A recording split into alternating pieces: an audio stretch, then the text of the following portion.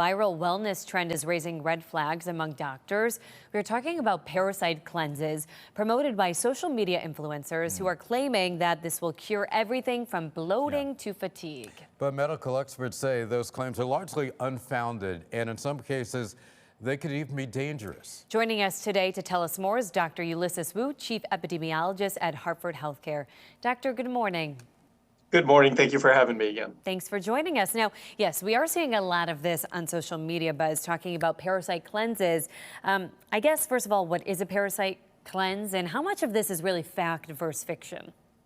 Well, there's really no such thing as a parasite cleanse. You have parasites or you don't have parasites. And there are medications that you can use to get rid of those parasites. But in this country, although parasites do exist, and the majority of them, if they do exist, would be within your gut, the majority of the United States Americans do not have parasites.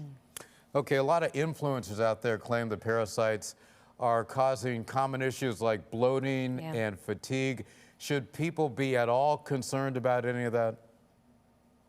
Well, they should be concerned about those symptoms if they are chronic and they are debilitating. But the way that I look at it, your gut has 60 trillion organisms. It's kind of like your sourdough bread starter. So it's always percolating, it's always changing. And so the bloating and the fatigue may be due to other reasons. Parasites could be on that list, but it is really, really, really, really low on that list and unlikely. Okay, I love that you related this to the sourdough starter because I make sourdough, and I think so many people actually can now understand, really what this means. Let's talk about the risks, though. What risks could people be taking by trying them without medical advice? Yeah, I think the first thing we need to be cautious about, if anybody's trying to hawk you something and you got to pay a lot of money for it, you got to be careful. A lot of these products are not regulated. They may actually have toxins that may be damaging, especially to your liver.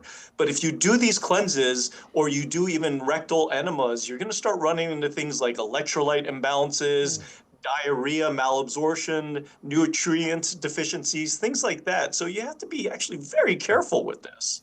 Doctor, let's go in the other direction. If somebody is concerned that they may actually have a parasite, what should they do instead of turning to one of these cleanses?